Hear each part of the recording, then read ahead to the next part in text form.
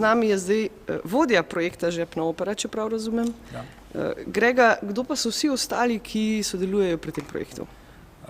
Tule najprej punco predstavil Nataša Krajnc, igra dekle sopran.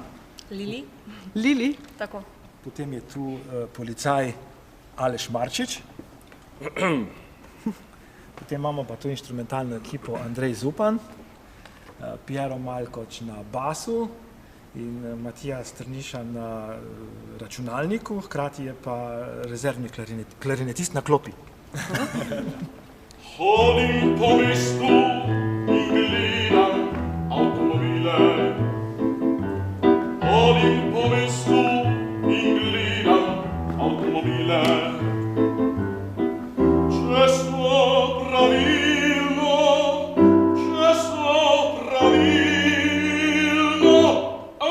parkirani.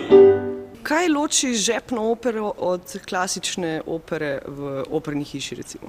Mislim, da loči velikost, se pravi v vseh pogledih. Naša Žepna opera je dolga 37 minut, manj je oseb, so samo 2 osebe, dekle in policaj. Orkester je manjši, imamo v bistvu 4 glasbenike in pač cela forma je nekako zmanjšana, ne.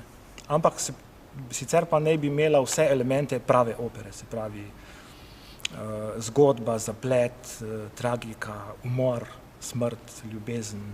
In uverturo. In Uverturo.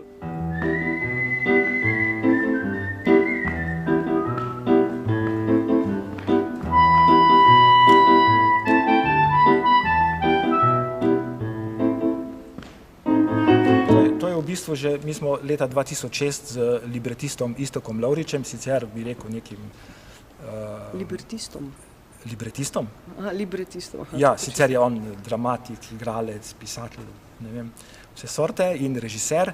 No, z njim smo skupaj naredili komorno opero Mnemuzin in potem zdaj imamo skozi v planih, da bi naredili eno večji projekt, pa nam ni uspelno, to je pač en projekt v umestnem prostoru, ki je nastal oziroma v umestnem času. In zgodba je preprosta, pravite? Ja, zgodba nekako se začne s tem, da mogoče z vsakodnevnimi problemi, prvič ženske imate rade čevlje, ne?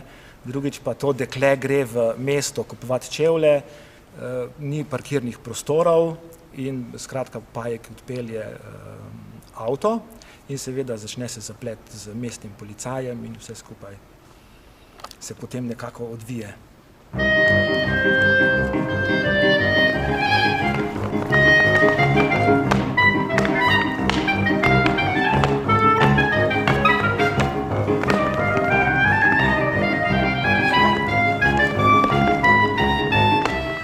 Dva glavna protagonista, dva glavna akterja v tej operi, Nataša in... Aleš. Kot Lili in kot policaj. Policaj. Kaj pomeni biti policaj? Je bila to mogoče vedno vaša želja? Ja, to je bil neke vrste izziv, ne? Biti mož postave, dan danes tudi nekaj velja. Pa Lili? Lili pa je gospodična, ki ima zelo rada čevlje in ki se potem tudi zaljubi v fanta, ki je policaj. Aha. Sicer se vidva verjetno veliko ukvarjata tudi s petjem in z nastopanjem. Dajte nam kaj več povedati o sebi. Kje vaju lahko vidimo, slišimo drugače? Vse posod, ja. Sodelujeva pri raznih projektih, zelo rada delava te stvari kot z Gregorjem, ker delamo še tudi marsikaj drugega. Tudi tokrat v prvem delu predstavljamo Beatle na samospevsko-kabarejski način, zelo zanimivo.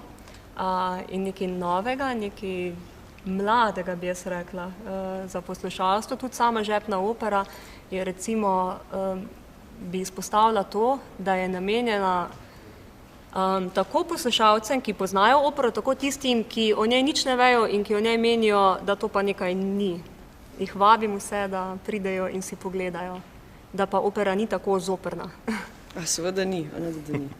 Sigurno ne, zato seveda sodelujemo. Predvsem, jaz bi mogoče še izpostavil samo idejo, ki jo komponist in glavni glavni idejni vodja tega projekta ves čas vodi. Skratka, dodajati v glasbeni prostor nekaj še nenapisanega, še nekaj neizrečenega in danes pač, ne vem, meni osebno to predstavlja največji izziv.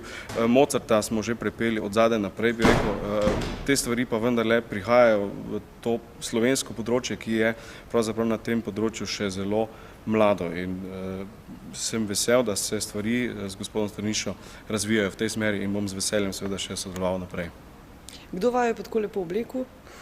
Oblekla naju je pa Mateja Benedetti, ja, kostumografinja, policaja smo pa. Si sposodili slovenske policije, predvidevam. Skoraj.